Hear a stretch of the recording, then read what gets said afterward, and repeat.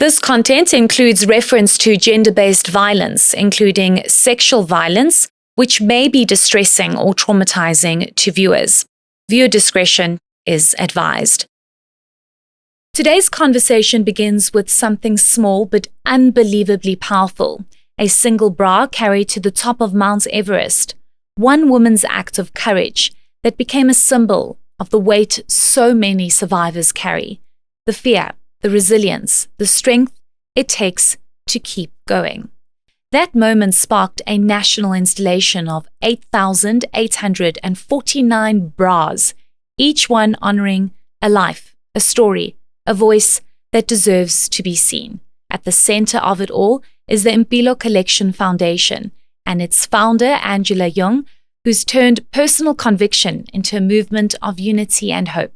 Joining us today is Angela Yeung. Thank you so much for joining us today, Angela. We really do appreciate it. Thank you. Thank you for having me. I want to talk about your story and your journey.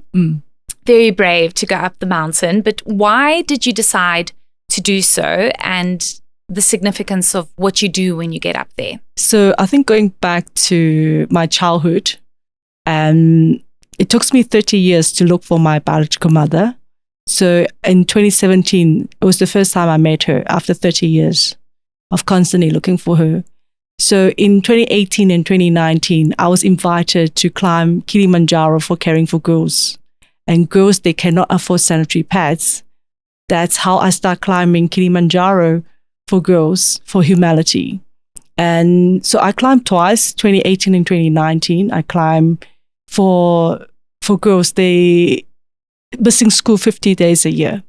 So after I got all the sanitary pads, I went back to Free States, that's where I grew up, and I gave back to the girls in Bojabelo. And in 2020, during COVID, I was seeing people are suffering. What can I do to do something? So I just call out on social media and friends and family. I received 10 tons of food. So who is Angela to give out that much of food? So that's how I started the Impilo Collection Foundation. Impilo means live, it's a Zulu.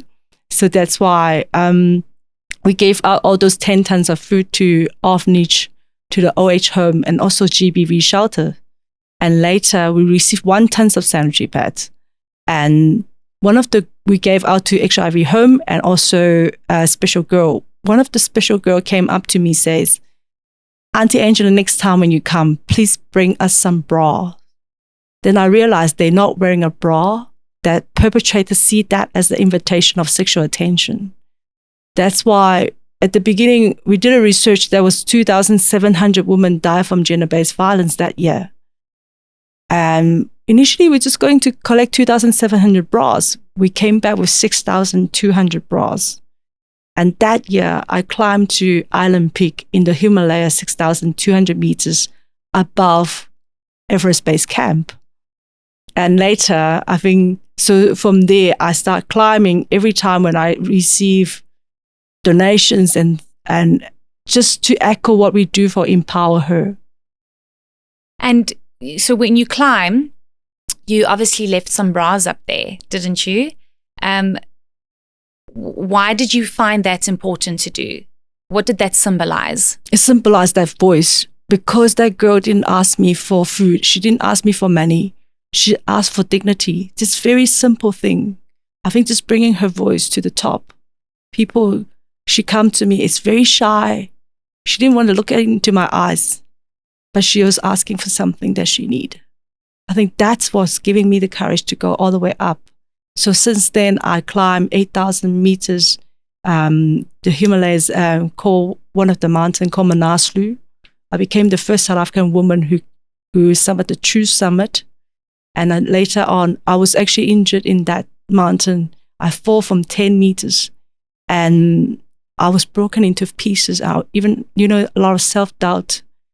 When I get to the top, because the weather just changed within 5 minutes on the mountain, anything could change.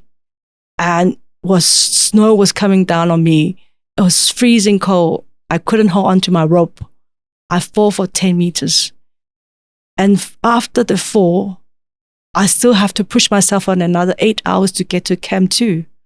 And from there, I still didn't get rescued. I was left there.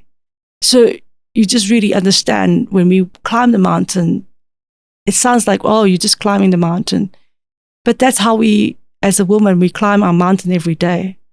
Without talking about it, people don't understand how much you actually have to put to climb that mountain.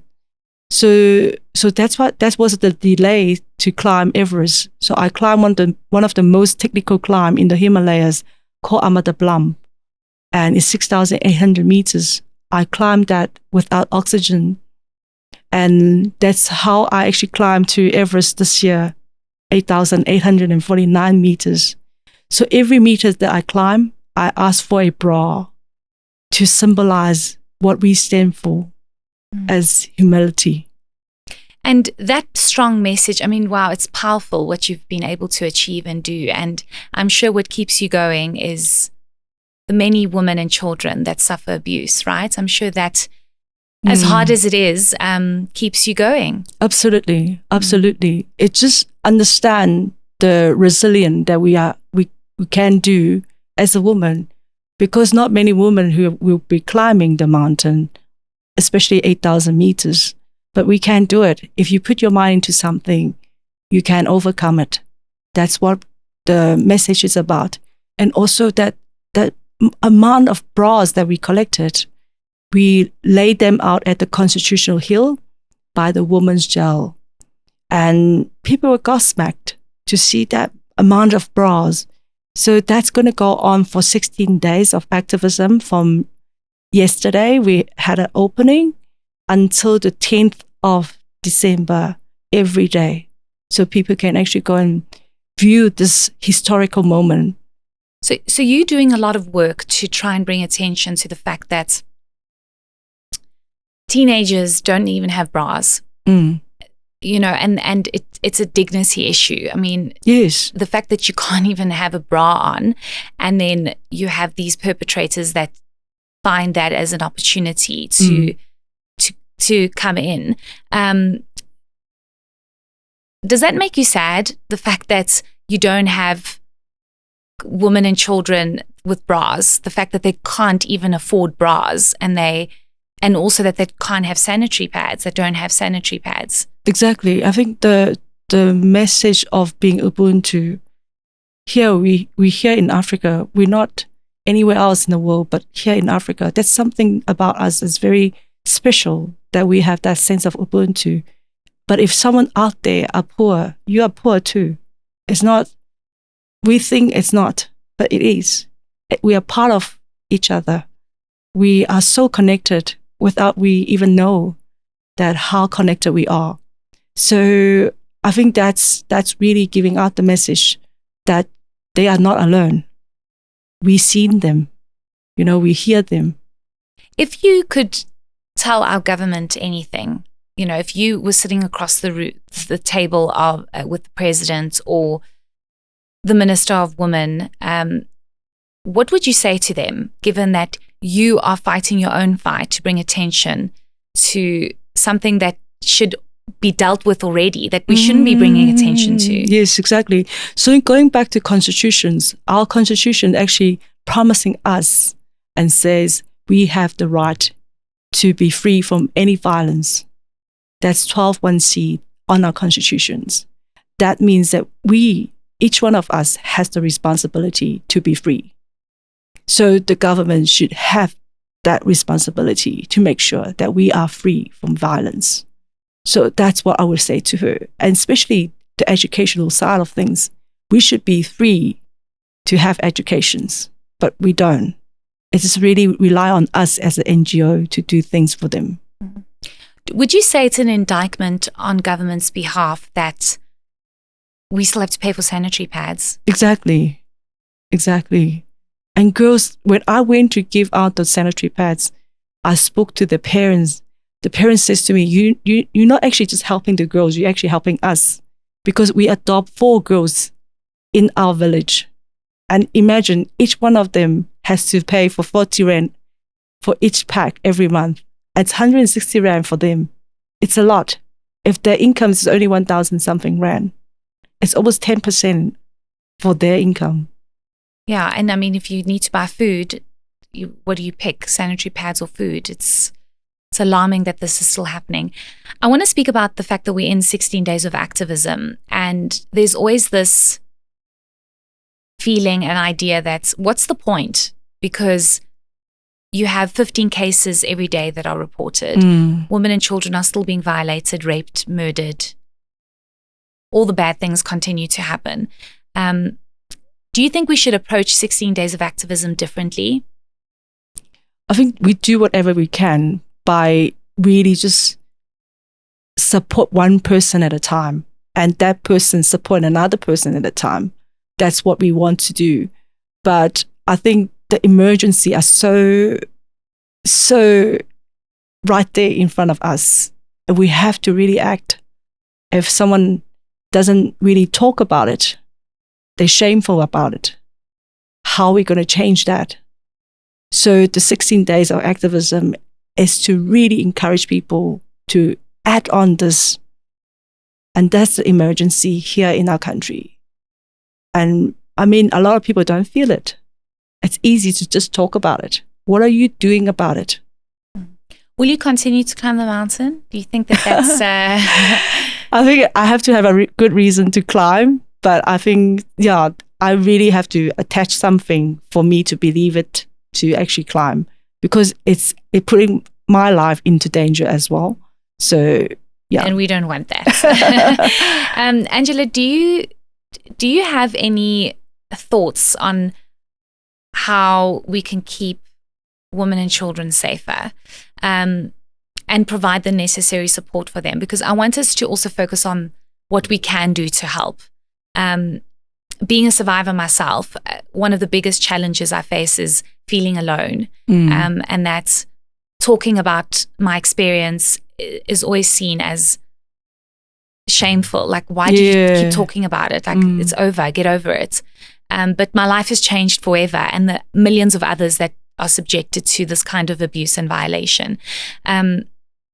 What would you say needs to be done that is not being done currently, or amplified, whatever is being done? So what we're going to do, we are planning to have that almost 9,000 bras we have.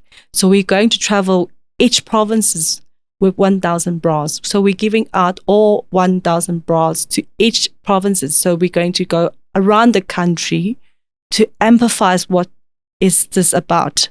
Why are we doing this? Why someone would actually go and climb a mountain for women? So that's what we actually need to do. We need logistics. We need people who come in to help us to amplify that message around the country, and giving out those bra to the person who really need it. And that just that care and that sense of I seen you, it's so important. Angela, thank you for sharing a story that refuses to fade into the background. Those 8,849 bras are not just an installation. They are courage made visible. They carry the names we've lost, the survivors still fighting, and the thousands whose stories remain unheard.